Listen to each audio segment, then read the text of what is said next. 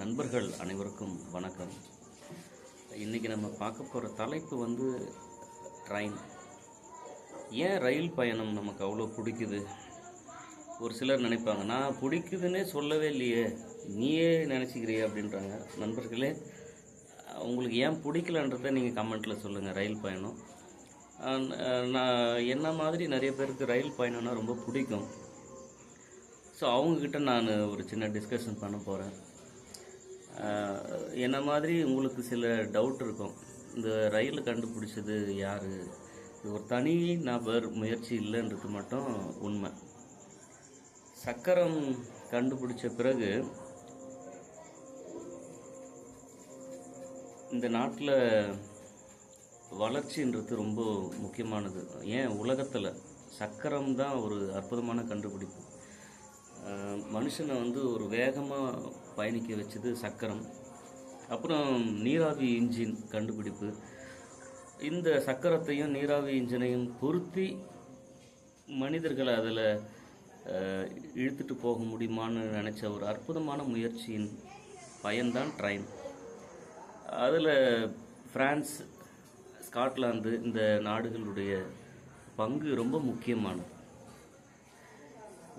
ஆனால் நம்ம ரயில் வரலாறு தேடும் பொழுது இங்கிலாந்து தவிர்க்க முடியல. 1825 இங்கிலாந்தில் தான் அந்த ரயிலானது பயன்பாட்டுக்கு வருது. இங்கிலாந்தில் அதுக்கப்புறம் படிப்படியாக இத்தாலி, ஜெர்மன், ரஷ்யா, ஸ்பெயின் உள்ளிட்ட நாடுகளுக்கு இந்த ரயில் பயன்பாடு வருது. இந்தியாவுக்கு எப்படி சொல்லணும்னா 1850 காலகட்டங்களில் தான் இந்தியாவுக்கு நம்ம இந்த ரயிலானது அந்த சேவை வருது.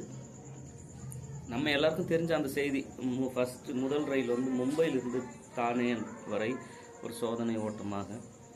அதுக்கப்புறம் நம்ம ராயபுரம்ன்ற பேர் எல்லாருக்கும் தெரியும், அந்த ஸ்டேஷன் பேர். அது ரொம்ப பழைய ரயில்வே ஸ்டேஷன் ராயபுரம்.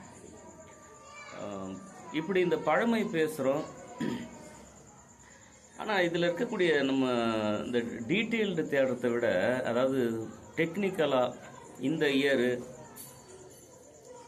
இவர் தான் கண்டுபிடிச்சாருன்றதை கடந்து அது ஏன் தேவைப்பட்டுச்சு அப்படின்னு நம்ம அதை நோக்கி போகும்பொழுது ஒரு இன்ட்ரெஸ்டிங் செய்தி என்னென்னா, நிலக்கரி இருக்குது பார்த்தீங்களா? நிலக்கரி சுரங்கங்களுக்கு இந்த நிலக்கரி நிறைய எடுத்து ஒரு இடத்துலேருந்து இன்னொரு இடத்துக்கு கொடுக்கறதுக்கு ரயில் ரொம்ப முக்கியமான தேவையாக இருந்திருக்கு.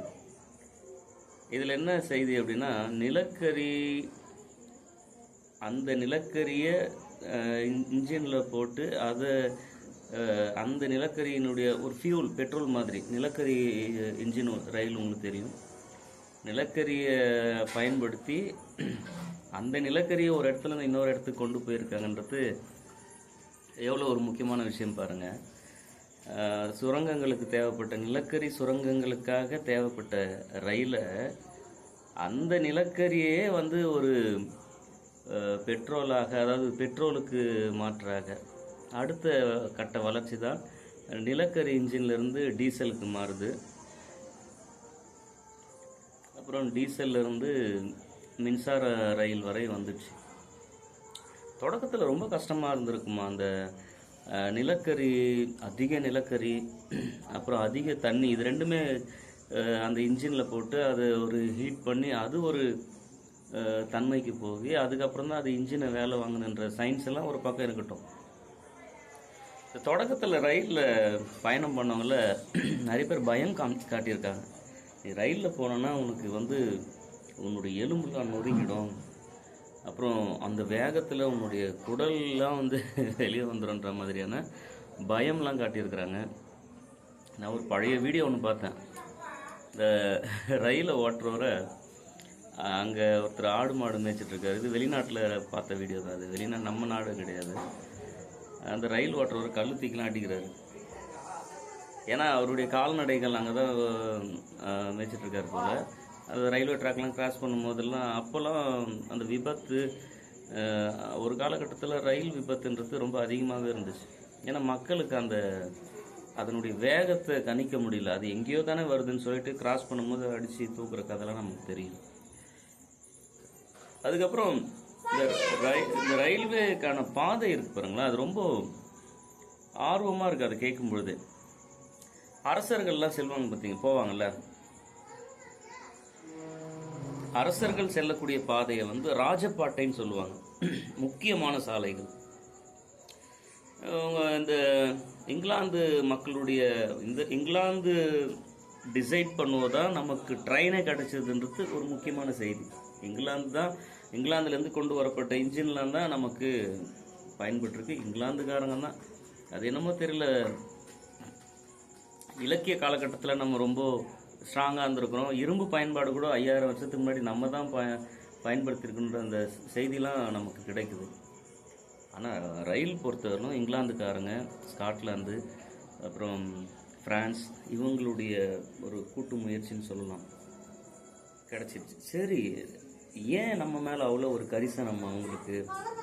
பாவம், இந்தியாவில் இருக்கிறவங்க ரொம்ப கஷ்டப்படுறாங்க, அவங்களுக்கு ஒரு நம்ம பயணத்தில் அவங்க எளிமையாக மாற்றணும் அப்படின்னா இது இல்லாமல் அப்படின்னா அதுவும் ஒரு காரணம். ஆனால் முக்கியமான காரணம் வந்து பருத்தி, கோயம்புத்தூர், இந்த சேலம், திருச்சிராப்பள்ளி, இங்கே பருத்தி சாகுபடின்றது ரொம்ப ஒரு பரவலாக நம்ம பண்டைய தமிழர்கள் அவங்களுடைய பல்வேறு பயிர் தொழிலில் பருத்தி சாகுபடியும் ரொம்ப முக்கியமானது. உங்களுக்கு நல்லாவே தெரியும். இப்போ கூட பருத்தி பற்றி நமக்கு பெருசாக சென்னையில் இருக்கிறவங்களுக்கு பெருசாக தெரியல, எல்லாரையும் சொல்லிவிட முடியாது.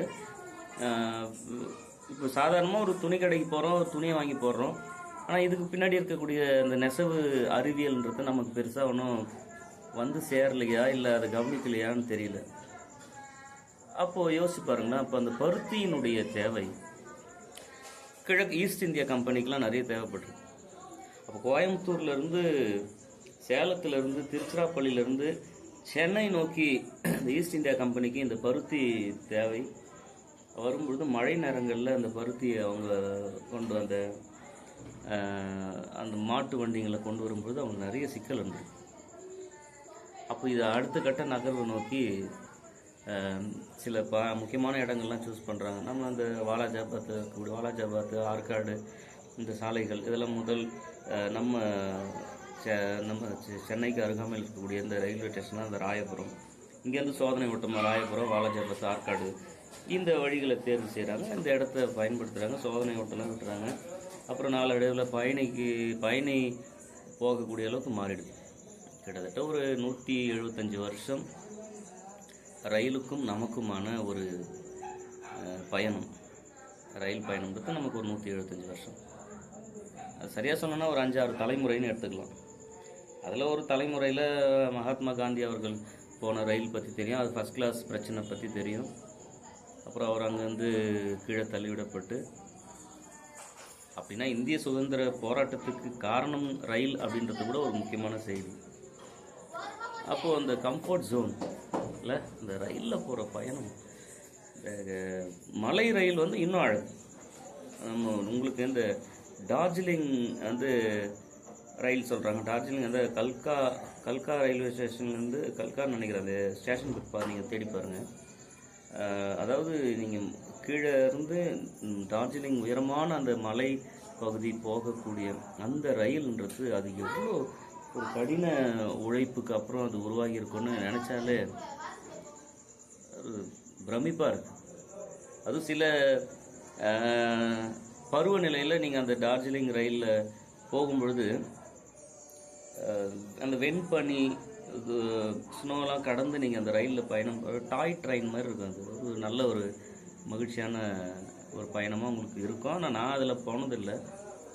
என்னுடைய நண்பர் ஒரு நம்மள மாதிரி ஒரு யூடியூபர் நண்பர் அதை பற்றி பேசியிருக்காரு. ஆனால் தொடர்ந்து ஒரு 5 மணி நேரம் கொஞ்சம் கடுப்பாக இருக்குன்ற மாதிரி செய்தியெலாம் கூட அவர் பேசியிருந்தார்.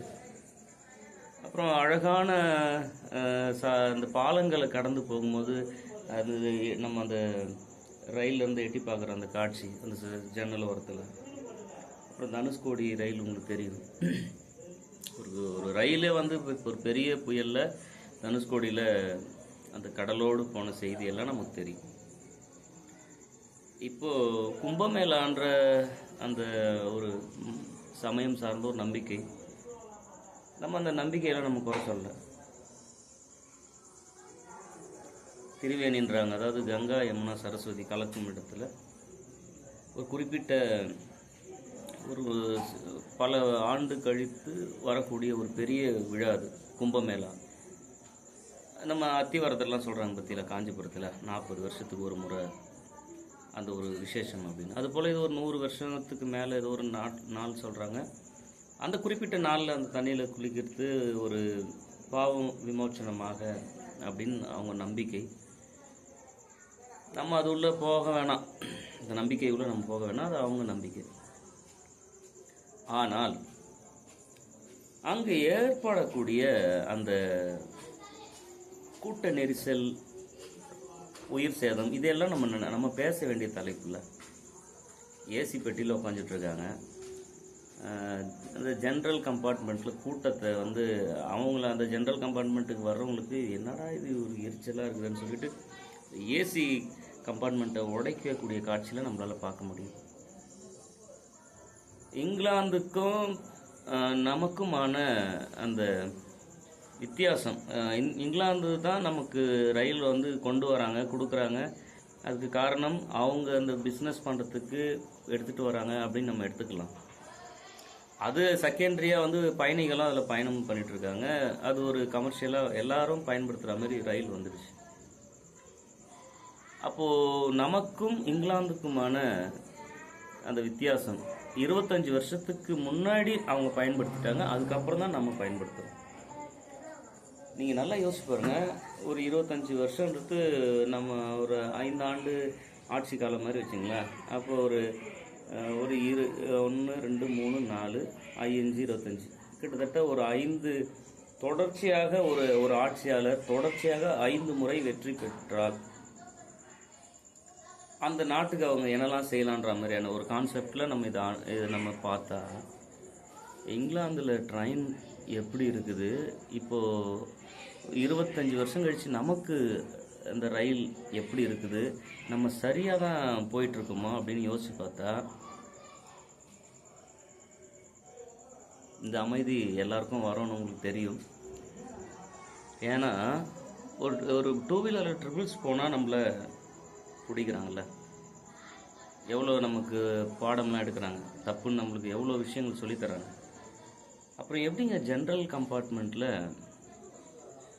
இவ்வளோ மக்கள், ஒரு 200 பேர் போகக்கூடிய அந்த ஒரு பெட்டியில், சும்மா ஒரு கணக்கு முன்ன பின்ன தப்பாக இருக்கட்டுமே, சரி 200 பேர் போகக்கூடிய ஒரு கம்பார்ட்மெண்ட்டில் 2000 பேர் எப்படி நம்மளால் போக முடியும்? யோசிச்சு பாருங்கள். இது கும்பமேளா மட்டும் நான் மென்ஷன் பண்ணி சொல்லலை, பொதுவாக நீங்கள் ஒரு emergency time Chennai to Coimbatore போகிறீங்க, அந்தமாதிரி டைமில் ஜென்ரல் கம்பார்ட்மெண்ட்டில் போய் பாருங்களேன், பயன்படுத்த முடியலைங்க அந்த ரயிலை. அந்த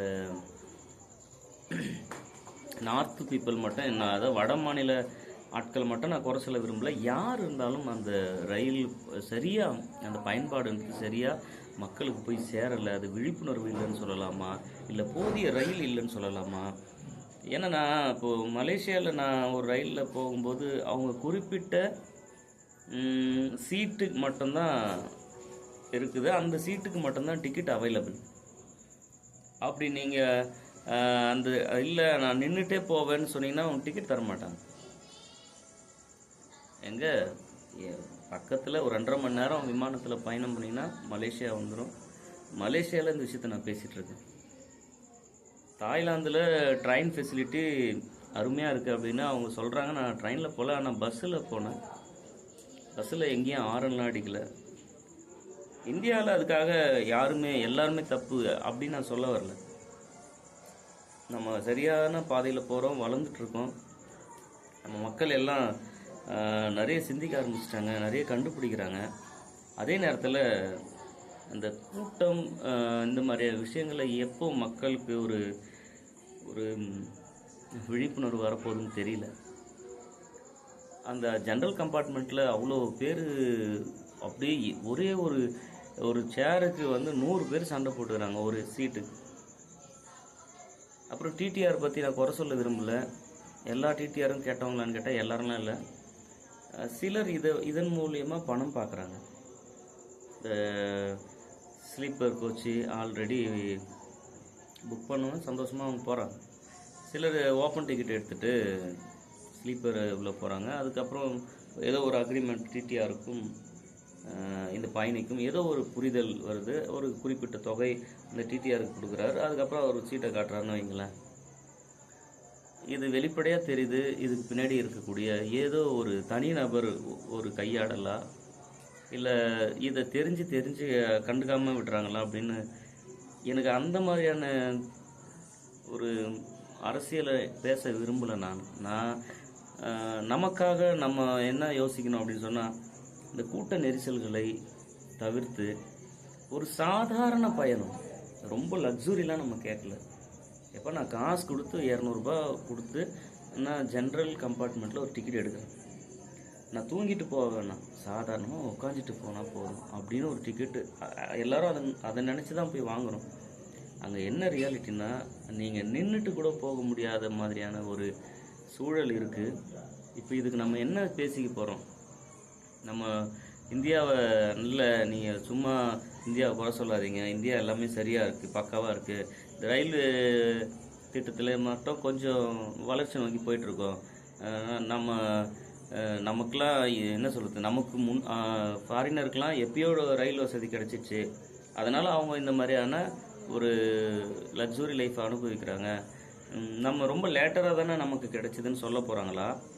இல்லை ஒருவேளை இங்கிலாந்து பீரியடில் இருந்த அந்த ரயில்வே ஐடியாலஜி தெரிஞ்ச ஆட்கள், இங்கிலாந்துலேருந்து இங்கே இந்தியாவில் சென்னையிலாம் ஒர்க் பண்ண அந்த முக்கியமான பிரிட்டிஷ் பீப்புள், இவங்களாம் இல்லாதது நமக்கு ஒரு வேளை ட்ராபேக்காக, அதாவது அது ஒரு சரியான ஒரு நிர்வாகம் நமக்கு கிடைக்கலையா? இவ்வளோ விஷயத்த யோசிக்க தோணுதில்லை. ஒரே எனக்கு என்ன ஒரு ஆசைன்னா, நான் என்னுடைய இந்த குறிப்பிட்ட இந்த வயசுக்குள்ளே நான் இப்படி ஒரு நல்ல ரயிலை நம்ம பார்க்க முடியுமா? நம்ம இந்தியாவில் ஒரு சந்தோஷமான பயணம் அமையுமா நமக்கு? நான் இங்கே எமர்ஜென்சியாக நான் எங்கன்னா போகணுன்னு விரும்புகிறேன். நான் தனுஷ்கோடி போக விரும்புகிறேன். இல்லை, அது ஒரு அற்புதமான ரயில். நான் சென்னையிலேருந்து போகணுன்னு ஆசைப்பட்றேன். நான் நினச்ச நேரத்தில் டிக்கெட் எடுத்து ரொம்ப சாதாரணமாக போய் வர முடியுமா? அப்படிலாம் ஒரு ஏக்கம் எல்லாருக்கும் இருக்குல்ல. ஆனால் அது என்னமோ தெரியல, எங்கள் பஸ்ஸில் இந்த மாதிரி கூட்ட நெரிசலுக்கு பயந்துட்டு ஒரு மனுஷனுடைய அடிப்படையான விஷயம், அந்த இயற்கை உபாதைகளை, சிறுநீர் கழிக்கிறது, இதெல்லாமே இந்த அப்படி ஒரு கூட்டமான ரயிலில் போய் மாட்டுறதுக்கு ஒரு 6 மணி நேரம் நான் சிறுநீர் கழிக்காமல் கூட நான் பஸ்ஸுலேயே நான் போயிடுறேன், நான் தண்ணி குடிக்காமல் நான் என்னை கண்ட்ரோல் பண்ணுவேன். இப்படி ஒரு கொடுமையான ஒரு சூழலில் இருக்கிறோன்றத நம்ம தெரிஞ்சுக்கணும். நான் எந்த அரசாங்கத்தையும் நான் குறை சொல்ல விரும்பலை. நமக்கு சில அடிப்படை தேவை இருக்குது பயணத்தில். குறிப்பாக இந்த ரயில் எல்லோருக்குமானது, ஏழைகளுக்கு ரொம்ப முக்கியமான ஒரு கண்டுபிடிப்பு. அதை கண்டுபிடிச்சதுக்கு பின்னாடி நிறைய அறிவியல் அறிஞர்களுடைய ஒரு தியாகம் இருக்குது. சயின்ஸில் போய் தியாகம்ன்ற சொல்ல பயன்படுத்துகிறீங்களேன்னா ஏங்க யோசிச்சு பாருங்கள். சயின்ஸு மக்களுக்காக, கடைசி அந்த மக்களுக்கு வரை கடைசி அது நான் கடைசி குடிமக்கள் அப்படின்னா எக்கனாமிக்கலாக, பொருளாதார ரீதியாக ஒரு விஷயத்தை நான் பாராட்டுவேன். இப்போது ஒரு 5 ரூபா டிக்கெட் எடுத்து பல்லாவரத்துலேருந்து ஒரு திருச்செல்வம் போகக்கூடிய அந்த விஷயத்தை நான் மறுக்கலை. அது எவ்வளோ ஒரு நல்ல விஷயம் யோசிச்சு பாருங்களேன். ஒரு 5 ரூபா பயணத்தில் ரயில் அப்படி போய் வரோன்றது, போகிறோம் வரோம் 10 ரூபா ஆகுதுன்னு வைங்களேன், அது பெரிய விஷயம். அதை மதிக்கிறேன் நான். இல்லை, அந்த விலை நிர்ணயம்லாம் நல்ல விஷயங்க. ரயில் விலை நிர்ணயம் அருமையான விஷயம். அதே நேரத்தில் நீங்கள் சொன்ன அந்த தொகை, அந்த நபர் அவருக்கான அந்த இருக்கைன்றது வேணும்ல. நீ குறைந்த விலையை நிர்ணயம் செஞ்சுட்டு அந்த விலை கொடுத்துட்டேன், உனக்கான இடம்லாம் கிடையாது அப்படின்றது, அது அதாவது நல்ல சாப்பாடு போட்டுட்டு விஷத்தை ஊற்றுனதுக்கு சமம். அது என்னமோ பாருங்களேன், பெருசாக ஒன்றும் யோசிக்கவே தோண மாட்டேங்குது. ரயில் பயணம் பற்றி, ரயிலுடைய தேவையை பற்றி நம்ம பேசும்பொழுது ஒரு பொறுமையாக போதில்ல, அது இது முடிவில்லா ஒரு பயணம் போல், ரயில் பயணம் போல், ரயில் பயணத்தில் நமக்கு தேவையான அந்த அடிப்படை வசதிகளை நம்ம கேட்குறோம். இந்திய அரசாங்கத்துக்கிட்ட ஒரு இந்திய குடிமக்களாக நம்ம எல்லாரும் கேட்குறோம். உங்களுடைய இந்த வேலை எல்லாத்தையும் நாங்கள் மதிக்கிறோம். உண்மையாகவே நாங்கள் இந்தியர்கள் அப்படின்றதுல பெருமைப்படுறோம். எங்களுடைய தேவையை நீங்கள் தானே கேட்கணும். ஸோ அதனால் உங்கள்கிட்ட சொல்கிறோம், எங்களை பார்த்துக்கிற எந்த ஆட்சியாளராக இருந்தாலும் சரி, எங்களுக்கு வேண்டிய அடிப்படை அந்த எங்களுக்கு சொகுசு பயணம்லாம் வேணாம். அடிப்படை ஒரு மனுஷன் ஒரு இடத்துலேருந்து இன்னொரு இடத்துக்கு பயணம் பண்ணுறதுக்கு வேறு எங்கேயோ கேட்கல, இந்தியாவுக்குள்ளே பயணம் பண்ண தான் கேட்குறோம். இந்தியர்களாக கேட்குறோம். அதை நீங்கள் செஞ்சிட்ருக்கீங்க. ஆனால் எங்களுக்கு பத்தலைன்றது யதார்த்த உண்மை. ஒருவேளை எந்த அதிகாரியாவது ஒரு ரயில்வே அதிகாரியை காயப்படுத்துகிற மாதிரி இந்த பதிவு இருந்தால் முதல்ல மன்னிக்கணும். உங்களுடைய உழைப்பு தெரியாமல் இல்லை, ஆனால் எங்களுக்கு கொஞ்சம் தேவை இருக்குது. இந்த பயணம் என்பது எல்லாருக்கும் தேவையானது. அதுவும் ரயில் பயணம் மறக்க முடியாத பயணம், எல்லாருக்குமே பிடிக்கும். நீங்கள் எங்களுக்கு இன்னும் சில தேவைகளை நீங்கள் செஞ்சு தருவீங்கன்னு இந்தியர்களாகிய நாங்கள் அனைவரும் எதிர்பார்க்குறோம். ஒரு சிலர் நினைக்கலாம், நான் எப்படா கேட்டேன், எனக்கும் சேர்த்து ஏன்டா பேசுகிறேன் அப்படின்னா, உரிமையில் கேட்டுட்டேன். யாதும் முறை யாவரும் கேளீர். நன்றி, வணக்கம்.